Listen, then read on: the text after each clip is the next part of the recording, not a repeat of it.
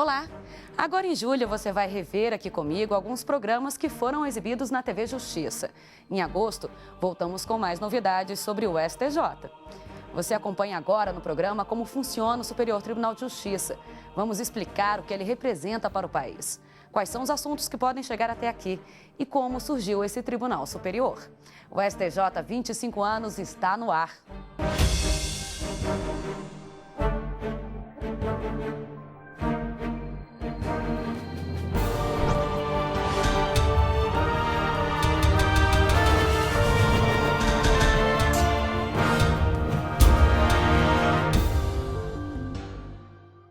Lá em 1946, o Superior Tribunal de Justiça, de certa forma, já estava sendo gerado. Mas o que existia era o Tribunal Federal de Recursos e o Supremo Tribunal Federal. Anos depois, a justiça do país precisava de um processo de revitalização. Inovar para atender a todos da melhor forma possível. E isso aconteceu a partir do momento em que abrimos as portas com a promulgação de um documento que foi decisivo para que a democracia tivesse lugar no país. Em 1988, o Brasil deu incontáveis passos à frente em todas as áreas da cidadania, inclusive na justiça. Criado pela Constituição Federal, o Superior Tribunal de Justiça é a corte responsável por uniformizar a interpretação da lei federal no território nacional. E o início da construção do STJ foi uma data marcante. Ficou registrada principalmente na memória de quem viu esse monumento da arquitetura ser erguido. Comece a construir. Eu sei que você não fazer buracos, então comece a fazer os buracos, que a poeira se levante, que vocês registrem que isso foi no dia 28 de dezembro de 1989. Não é uma data puramente simbólica, foi uma data muito significativa. Ou fazia, ou não fazia, ou ia demorar muito tempo para fazer. Os blocos de concreto foram erguidos, milhares de toneladas que demoraram 6 anos para serem construídas em forma de tribunal. Em 1995 veio a nova sede. A grandeza chegou até a assustar os servidores. Afinal, quem imaginava que ia ser necessário mesmo preencher todo esse espaço para dar conta da demanda? O espaço físico é uma coisa que foi o que nos pressionou mais, porque lá nós estávamos empilhados num prédio pequenininho, né, que é o edifício sede lá é bem pequeno, e um único anexo que, para colocar naquela época, em 88, em 90 e poucos, já tinha um quadro bastante ampliado. E aqui foi pensado para comportar, como comporta hoje, né, 2.000 pessoas. Então foi assim uma coisa de crescer os olhos. Para se chegar à cidade da justiça que temos hoje, pode-se dizer que foram vários inícios. Declaro promulgada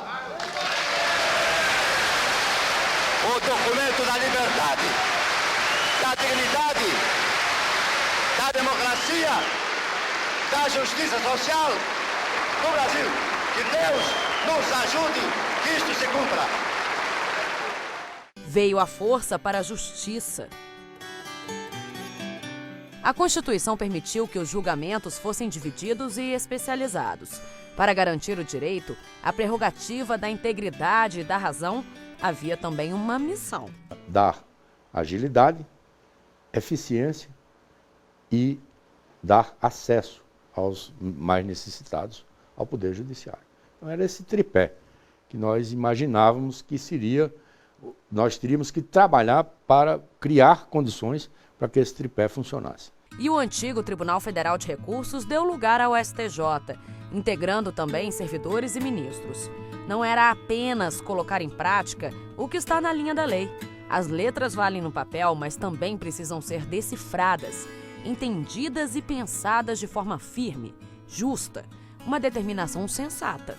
Esse aumento de sobrecarga nos tribunais federais deságua no STJ.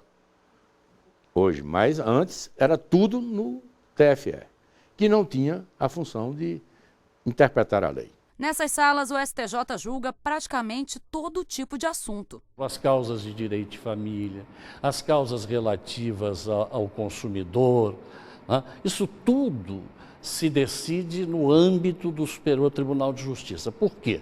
Porque a competência do Superior Tribunal de Justiça é centrada nas questões infraconstitucionais, ou seja, naquilo que diz respeito à lei federal, ao passo que o Supremo Tribunal Federal é tido como guardião da Constituição. Então, as questões constitucionais são resolvidas no âmbito do Supremo Tribunal Federal e as questões legais no âmbito do Superior Tribunal de Justiça. Para dar conta de tanto dever, tivemos que nos organizar. Dividimos as demandas por turmas, sessões e assumimos o papel de guardiões da lei com responsabilidade. A principal competência é julgar recurso especial. E já estamos na distribuição do 1 milhão e quase 500 mil recursos especiais, fora os agravos, que também chegou ao número próximo de 1 milhão e 400 mil, e outras competências. Então, vamos verificar que o número de feitos que chegam ao Superior Tribunal de Justiça é muito grande. E pode-se dizer que é surpreendente como o tribunal consegue efetivamente manejar toda essa massa de feitos que chegam a ele. E hoje, depois de 2 décadas e meia, o tribunal persiste na meta traçada na Constituinte. Aqui se protege a lei, o cidadão e se constrói uma história. Um livro recheado de personagens, numa narrativa que já vai ser contada. E pode apostar que vai além das decisões. Os ministros julgam, decidem. Mas a justiça pode ser mais calorosa do que parece. Julgadores também recordam. E no espaço das lembranças, existe carinho também.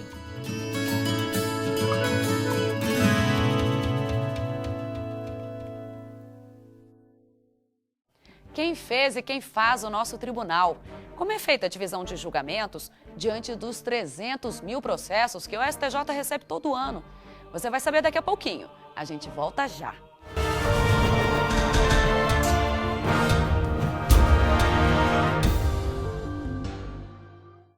Você está sempre conectado ao Facebook? Nós também. Atualizamos a página do STJ o tempo todo. Fotos, ilustrações, vídeos, dicas sobre direito e cidadania, para você ficar ligado ao que acontece aqui e no mundo. A página do STJ no Facebook conecta e informa. Com uma linguagem simples, descontraída, bem-humorada, conquista milhares de seguidores a cada dia. E já chegou a mais de 1,5 milhão de pessoas. Somos o maior tribunal no Facebook.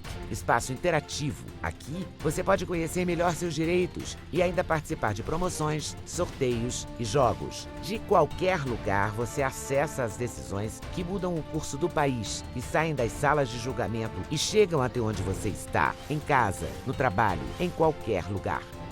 Acesse facebook.com/STJ Notícias. Superior Tribunal de Justiça, o Tribunal da Cidadania.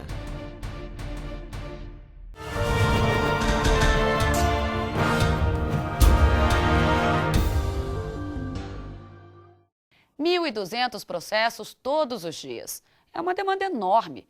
Mas como tudo isso é dividido entre os ministros? Recebemos de tudo aqui no tribunal, de processos envolvendo políticos, casos criminais, até os casos de família. Por isso, as áreas do direito são divididas, o que proporciona mais agilidade nas decisões. O STJ é composto de, no mínimo, 33 membros, nomeados pelo presidente da República. Brasileiros com mais de 35 anos e menos de 65, que têm um pleno conhecimento jurídico e experiência. O candidato a ministro passa pela sabatina, responde a uma série de perguntas no Senado Federal, que tem que aprovar o nome do futuro ministro. O artigo 228, naquilo que estabelece, reafirma a nossa tradição jurídico-penal, dizendo que menores de 18 são, sim, penalmente inimputáveis. A formação da Corte é considerada interessante pela diversidade.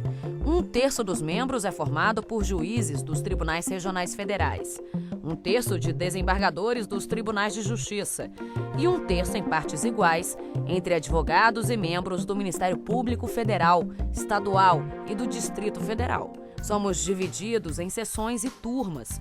Existem 3 sessões especializadas de julgamento no STJ. Cada sessão é formada por 2 turmas especializadas e cada turma é integrada por 5 ministros. A primeira sessão é composta por ministros da primeira turma e da segunda turma. Aprecia matérias de direito público, como questões administrativas e tributárias. A segunda sessão, composta por ministros da terceira e da quarta turmas, decide sobre matérias de direito privado, examinando questões de direito civil e comercial. Já a terceira sessão, composta por ministros da quinta turma e da sexta turma, julga causas que envolvam matérias de direito penal, como habeas corpus e matérias de direito público e privado, não cobertas pela primeira e segunda sessões. O plenário é o órgão que resolve as questões administrativas, sob responsabilidade dos magistrados. Vota o regimento interno, assim como os nomes que compõem as listas tríplices dos futuros ministros. É o plenário do STJ que dá posse aos membros e elege a cada 2 anos o presidente e o vice-presidente da Corte. A Corte Especial é o órgão máximo do Superior Tribunal de Justiça.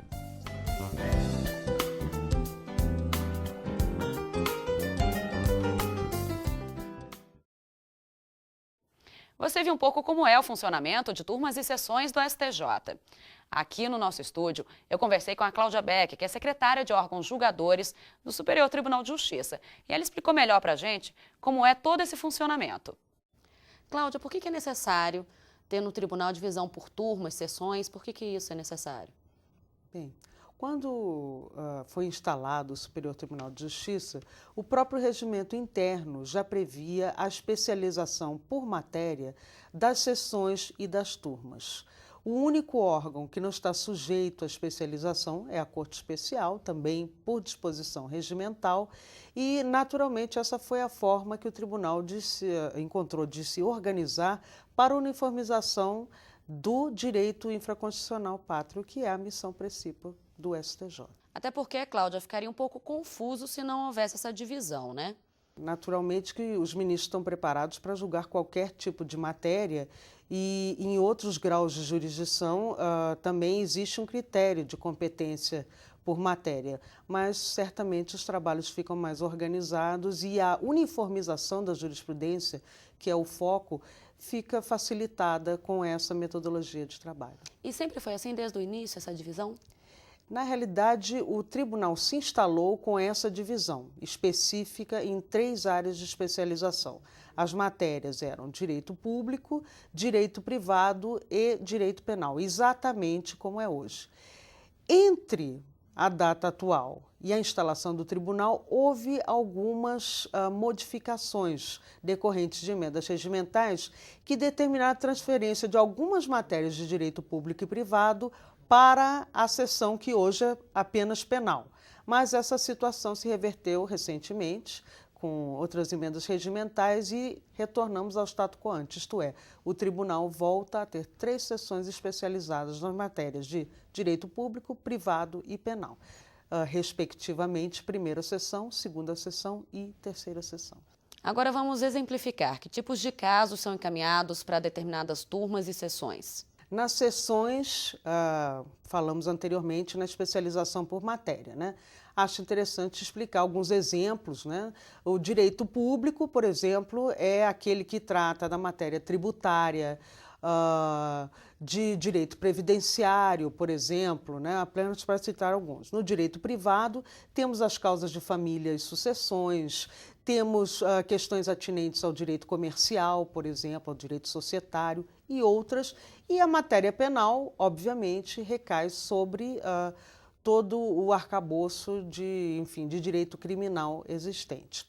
O que define se um processo será encaminhado para uma sessão ou para uma turma é a natureza da relação litigiosa. Traduzindo para uma linguagem mais coloquial, é, na realidade, a classe processual que define isso. Nós temos no regimento definido, por exemplo, que os recursos especiais serão dirigidos para as turmas. Naturalmente, a turma selecionada corresponderá à matéria que é tratada nesse recurso especial. Se nós tivermos, por outro lado, um mandado de segurança, o regimento interno define que os mandados de segurança são de competências das seções. Então, o que vai definir se um processo vai para a turma ou para uma sessão é a classe de processo, o tipo, a natureza da relação litigiosa que se estabeleceu na linguagem do regimento interno. Então, passa antes por um processo mesmo de verificação em que turma se encaixaria, né? Sim, sim. Quando o processo ingressa no tribunal, a Secretaria Judiciária procede ao registro, à classificação e à autuação dos feitos. Procedimentos que consistem em dar uma numeração específica ao processo dentro da classe a que ele pertence e nominar as partes e os advogados, dentre outros, que participam dessa relação processual. Quando falamos em classificação, temos, portanto, aquele momento em que o processante, aquele servidor que recebe o processo para autuá-lo, define exatamente se o processo é um recurso especial, se é um mandado de segurança, se é um habeas corpus, enfim, a que classe processual ele pertence, com base no artigo 67 do Regimento, que discrimina todas as classes processuais existentes no Superior Tribunal de Justiça. Como são feitas as reuniões, Cláudia? As reuniões, na realidade, aqui se chamam sessões de julgamento, né? São reuniões colegiadas, onde os ministros definem, né, o resultado de julgamento daqueles casos que não podem ser apreciados monocraticamente, ou seja, pelo ministro individualmente, né, as chamadas também decisões unipessoais. As decisões resultantes dessas reuniões ou sessões colegiadas de julgamento chamam-se acórdão, né, derivam, portanto, de uma contribuição do voto do relator, aquele ministro selecionado para analisar o processo em primeiro lugar, em conjunção com os votos proferidos pelos seus pares. Essa decisão, portanto, o acórdão poderá ser unânime, resultante de uma confluência de opiniões e de votos concordantes sobre a matéria, ou poderá ser um resultado não unânime, um resultado tomado pelo voto da maioria dos presentes, e a definição do que é uma maioria está prevista no regimento interno para cada órgão julgador, guardando simetria com o número de componentes de cada um desses órgãos. Quando o ministro toma posse, como ele é direcionado para determinada turma e sessão? Via de regra, o ministro é direcionado para aquele órgão julgador onde se deu a vaga decorrente da aposentadoria ou do afastamento do seu predecessor, né? Naturalmente, o regimento prevê a hipótese de que, anteriormente a essa circunstância, possa ter havido uma permuta decorrente da preferência em razão da antiguidade de outro ministro. De qualquer forma, ele ocupará o órgão julgador onde houver uma vaga resultante, seja da transferência de um ministro anteriormente à sua posse, seja da abertura da vaga com a saída de seu predecessor. Agora, Cláudia, é importante salientar o que você até já citou, apesar de nós termos aqui no tribunal essa separação, né, de áreas do direito, todos, né, podem julgar qualquer tipo de caso também, sim, né? Sim, todos estão habilitados para isso. Com certeza. Todos os ministros integrantes do tribunal, a Constituição, né, já o especifica, tem o que se chama de notório saber jurídico, ou seja, tratam-se de cidadãos altamente capacitados e com grande conhecimento em todas as áreas do direito. Daí porque não há problema algum em que eles ocupem uma vaga de uma matéria que não apreciavam em outro grau de jurisdição ou na qual não atuavam como advogados ou como membros do Ministério Público, porque a Constituição exatamente nos garante a seleção de cidadãos com notório saber jurídico. Lembrando também que nas sessões e turmas existem os ministros e também as pessoas, os servidores que estão ali trabalhando com eles também, né? Temos toda uma infraestrutura organizacional e operacional para que as sessões tenham lugar, né? A figura mais importante, né, além dos ministros naturalmente, numa sessão de julgamento é o escrivão, aqui denominado coordenador, né, do órgão julgador respectivo, coordenador da 4ª turma, da 5ª turma, da 2ª sessão, da Corte Especial. Esse, portanto, é aquele servidor encarregado de providenciar não só os registros da sessão de julgamento, como também remotamente no cartório, na unidade em que ele chefia, dar o impulso oficial a todas as decisões tomadas pelos ministros. Além disso, temos outros valorosíssimos servidores que apoiam os senhores ministros, né, os seus atendentes, Temos toda a estrutura de taquigrafia, de registro textual, a estrutura de transmissão em áudio e vídeo das sessões de julgamento, os nossos também valorosíssimos companheiros da segurança, da comunicação social, né? Enfim, existe toda uma série de providências, né? Eu devo aqui ter esquecido alguém, peço desculpa se houve alguma injustiça, mas certamente todas as secretarias do tribunal têm grande participação em todas as providências que têm que ser tomadas para que uma sessão siga seu curso sem atropelos e com o resultado esperado pelo cidadão. Cláudia, muito obrigada pela entrevista. Eu é que agradeço e muito sucesso. Daqui a pouco, depois do intervalo, você vai conhecer algumas pessoas que passaram e outras que ainda estão aqui no STJ e fazem parte da história do tribunal. Reviver o STJ, mesmo que seja na memória, acaba sempre em emoção. Eu volto já já para contar algumas dessas histórias. Posso dizer que tive muitos momentos que vai deixar as saudades, puder refazer.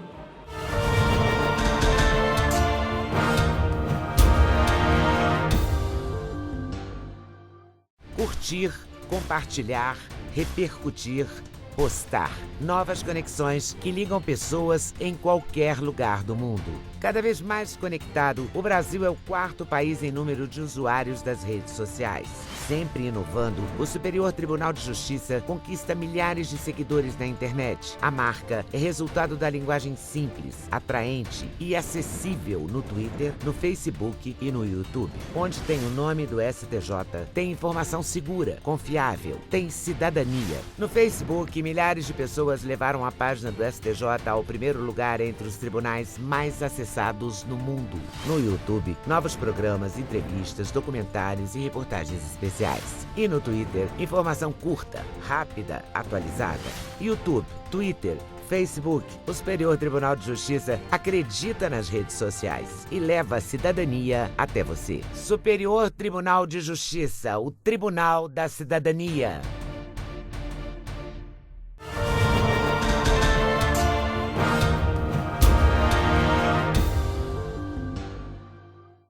Quem faz o STJ? Quais são os autores desse tribunal? Claro, nós temos cerca de 5.000 pessoas que fazem o Superior Tribunal de Justiça ser o que é no dia a dia. Mas tem gente lá do passado que trabalhou muito e compartilhou a emoção de participar do começo dessa história. Você vai conhecer agora a gente que faz e fez o tribunal ser um lugar do cidadão. Trindade, Gilmar, Eduardo, Nilson e aqui esse interlocutor. Como é gostoso recordar. Para cada um eternizado nesses quadros, existiu uma tarefa especial.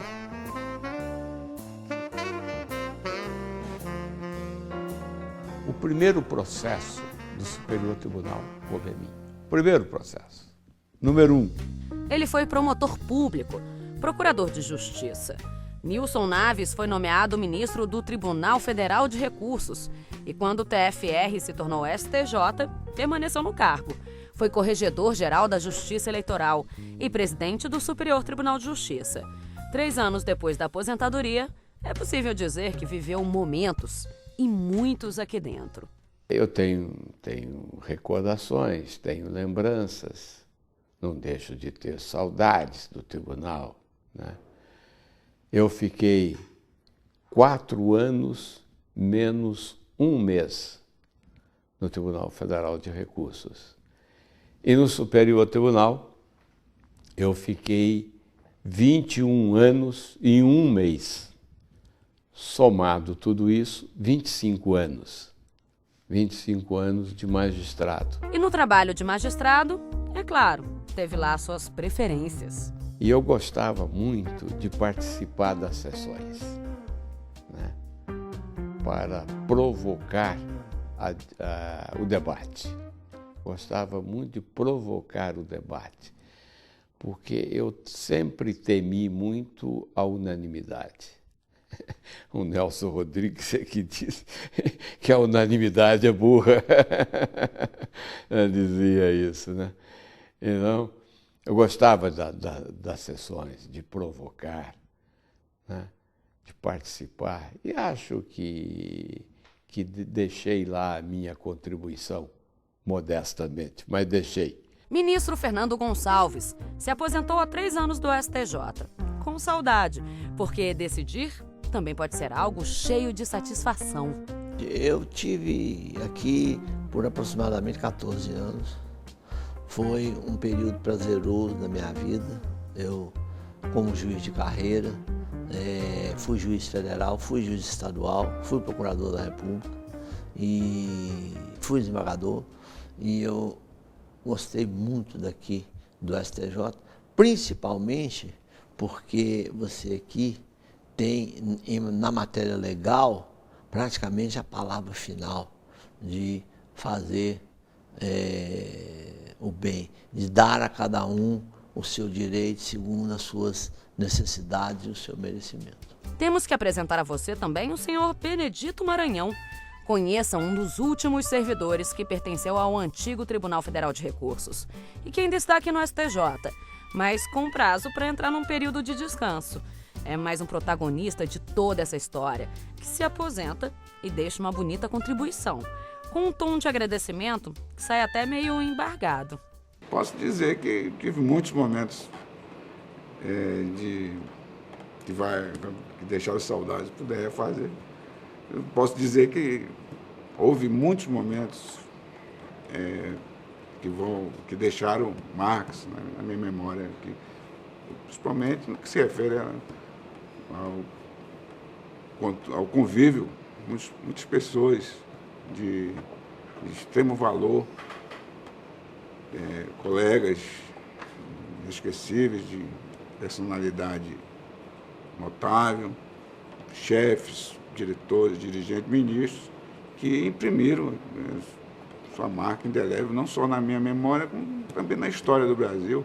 E aos 25 anos, quem não pensa no futuro? Espero que ele continue cada vez melhor e que o desenvolvimento do tribunal possa mostrar para a sociedade o acerto da Constituição de 1988, criando o Superior Tribunal de Justiça para destacar parte da matéria, então afeta o Supremo Tribunal, porque antigamente o Supremo Tribunal julgava a matéria constitucional e a matéria legal. Aí separou-se. O Supremo ficou com a matéria constitucional e o STJ com a matéria legal, que é o que diz respeito mais à vida das pessoas. Muito obrigada por acompanhar com a gente o programa de hoje.